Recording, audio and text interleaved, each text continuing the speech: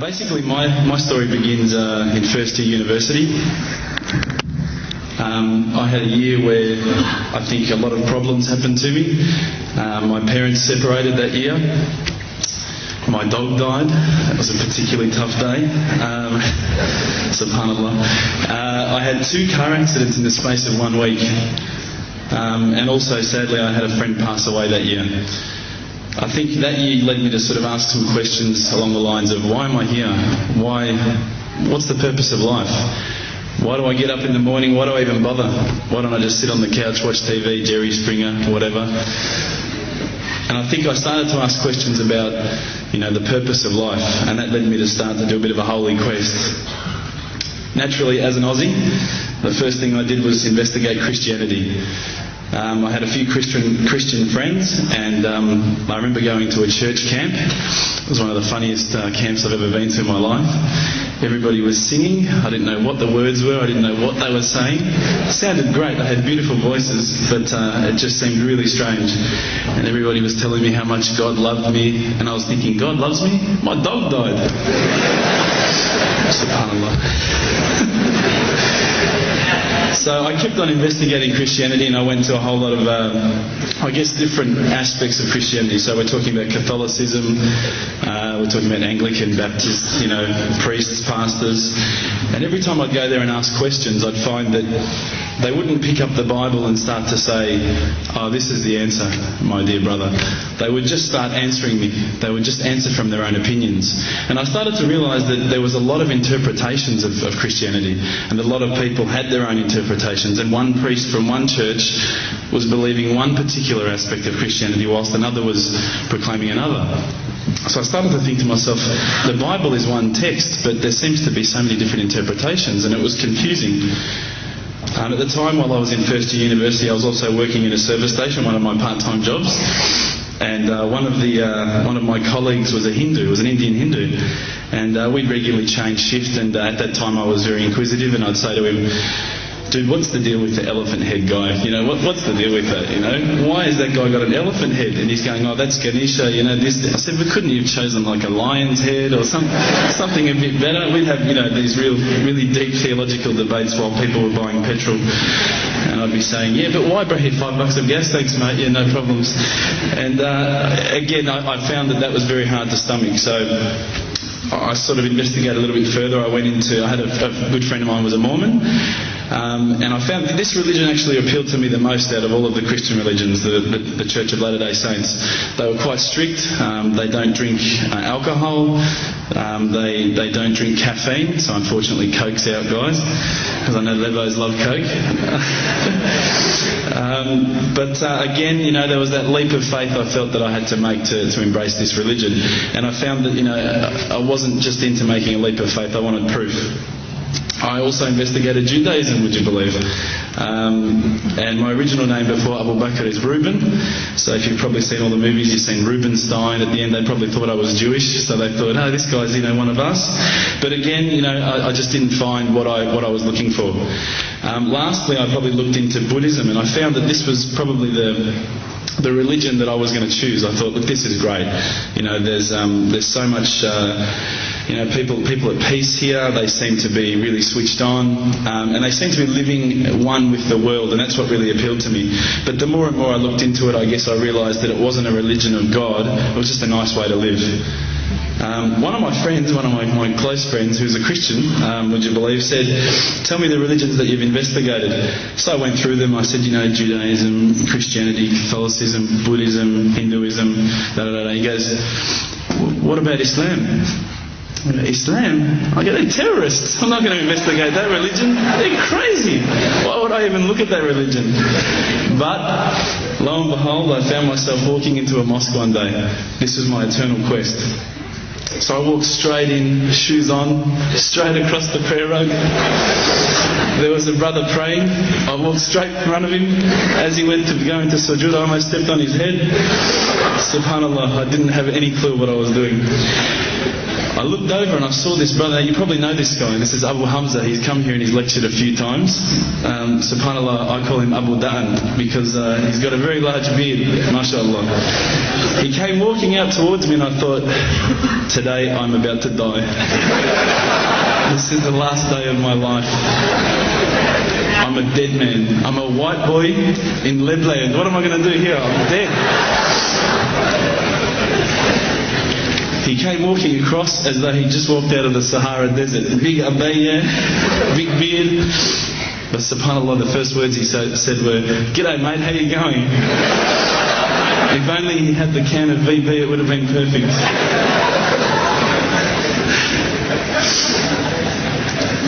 SubhanAllah, I was very taken aback by his welcoming nature. As Aussies, I guess now, I don't want to offend any Australians here, but my upbringing is from a country upbringing. My parents raised me as an atheist. They were raised as Christians. They were dragged along to church every Sunday, and they hated every minute of it. So as soon as we were born, they drummed it into our heads that when you die, you're worm food. That's it. There's no afterlife. There's no God. It's all rubbish.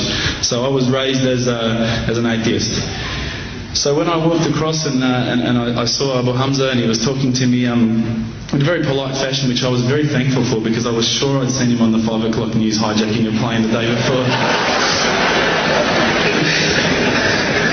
Now, Aussies are hospitable, don't get me wrong, but Lebos are the most hospitable people I've ever come across. And as the brother Hamza was saying, these brothers were making me cups of tea, and I honestly needed to keep going to the toilet every 5 minutes. They just kept putting tea in front of me, biscuits. I'd never seen anything like it. And I think to some degree I kept coming back for the biscuits, but also for the religion. So when I sat down with these brothers, I actually started asking questions. I asked all the questions that I've asked of the priests, of the pastors, of my friends.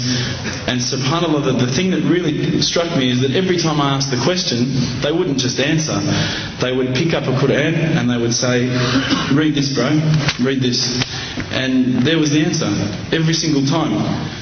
And I would ask another question, you know, the hard questions, not the easy questions. Why do women have to wear the scarf? Why the hijab?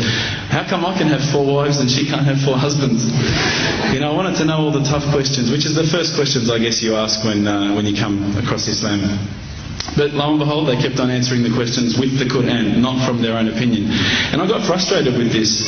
And I actually said to one of the brothers, because by this stage I think I've been going there for about a couple of weeks, there was always a few brothers there when I went. And I said to one of the brothers, I said, you know, what's your opinion on the matter? Why won't you give me your opinion? And one of the brothers turned to me one day and said, how can I have an opinion when this is the word of God? SubhanAllah, I remember that really hit me. So I asked them if I could take a Quran home, and I didn't say I was going to use it to chalk up the couch or anything like that. I said I was going to respect the book, so I took it home, I started reading it. What I found was, while reading it, it wasn't as though I was reading a story, it was as though I was reading someone commanding me, you know, someone giving me guidance. And one night I decided to really try and get the spiritual mood happening, and I'm sure probably some of you have heard this story before, so I apologise. I lit a candle, I had the window open, I had the curtains drawn, you know, I was trying to get that really spiritual feeling. It was a nice summer night in Melbourne, as summer as it can get in Melbourne, and I was sitting there thinking, this is it, you know, this is the night. I'd been, you know, investigating all the spiritual proofs, all the scientific proofs about the fact that the mountains are the pegs, about, you know, how the embryo develops inside, you know, the woman, all these amazing proofs, but I still needed that little push. It's like I was on the edge of a cliff, I was ready to jump, I just needed a push. So I was sitting there, it was very quiet. I was reading Quran, and I stopped. I said, Allah, this is my moment. This is the time I'm about to jump into Islam. All I need is just a sign. Just a little sign, nothing huge, maybe a bolt of lightning. You know, maybe half the house could fall down or something, you know, just small. Small for you, man. You created the earth, come on. So I sat there. I was waiting for the candle to start gliding up to 4 metres high like in the movies. And I go, okay, go. And subhanAllah, nothing. Absolutely nothing happened. I was really disappointed, to be honest. So I sat there and I said, Allah, this is your chance. I'm here. I'm not going nowhere. I'll give you another chance. Okay, maybe you're busy. You know, I know it's daytime over the other side of the world. There's a whole lot of stuff going on. Maybe this time it could just be like a car backfiring. You know, something small. All right, the half the house, the candle. Let's forget that. A bird could fart outside. I don't care. Just anything. So I said, okay, go. And subhanAllah, absolutely nothing happened. And I mean, I couldn't have even said, oh, that was it. That creep just then in the wall, that was it. Absolutely nothing happened. I was really disappointed. I was gutted. I was sitting there thinking, this is it, you know, this was my last chance, Islam, and I haven't found it. I pulled back the Quran, I turned back to where I was reading. SubhanAllah, the very next verse on the next page, for those of you who ask for signs, have we not shown you enough already? Look around you, look at the stars, look at the sun, look at water. These are the signs for the people of knowledge. SubhanAllah.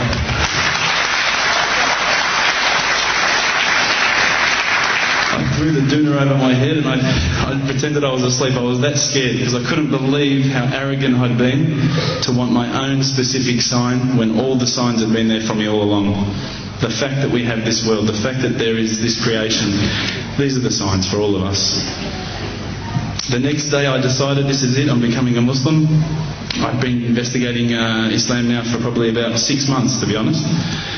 I went in and I said to myself, this is it, I'm going to make shahada. I had no idea what I had to say, I had no idea what the words were. It was probably close to Isha prayer, so it would have been, 7, 8 o'clock at night. I went in and I couldn't believe it. There was about 1,000 people at the mosque. I thought, subhanAllah, look at this religion. Look at how strong they are. It was the first night of Ramadan.